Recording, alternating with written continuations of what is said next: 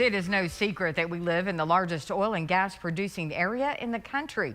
And to do that, well, it takes land all over West Texas. Today, that was the point of conversation at the Healthy Lands and Energy Development Summit. Rachel Robinson tells you how it's trying to bring energy development and conservation together. Rachel. Yeah, that's exactly right, Crystal. Today's summit was about sparking conversations with landowners, energy companies, and leaders who want to keep the ball rolling when it comes to supplying gas and oil and other forms of energies for the country, while also preserving land, communities, and wildlife. Natural resources keep the economy going in West Texas, especially oil and gas. Looking around West Texas, there is no shortage of oil wells and drilling rigs. But how do you keep energy production up while keeping environmental impacts down? That was the topic of discussion at the Healthy Lands and Energy Development Summit. We're having a conversation with industry folks, landowners, community members, as many people as we can get around the table to have a conversation about balancing energy development and conservation and community needs. The summit was put on by Borderlands Research Institute of Sul Ross. We've been involved with the Respect Big Bend initiative for about 3 years, and that specifically is to look at ways to develop energy responsibly in this region.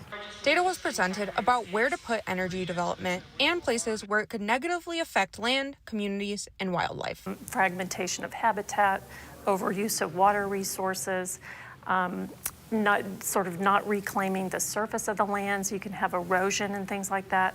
You can also have negative impacts on communities. So you can end up in situations where the roads are not well maintained. There's too much traffic. The conversation wasn't just about oil and gas, but other forms of energy too. Texas is now, of course, the #1 oil and gas producing state in the United States, but it's also #1 in wind energy production. I mean, we have by far the largest wind energy resource in Texas compared to the rest of the 49 states. The point was not to decrease the amount of energy West Texas creates, but to preserve the beauty surrounding it.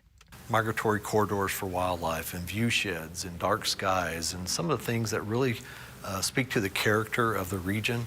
From here, the hope is more conversation and more action. Sul Ross is opening up a new center that specializes in what this summit was about.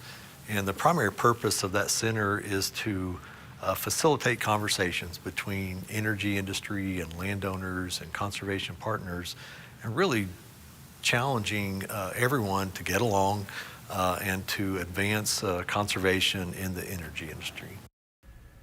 The event also had a keynote speaker who was the former energy reporter for the Wall Street Journal, who is the current editor for the Texas Monthly. And Mayor Payton of Midland also delivered an address to the group.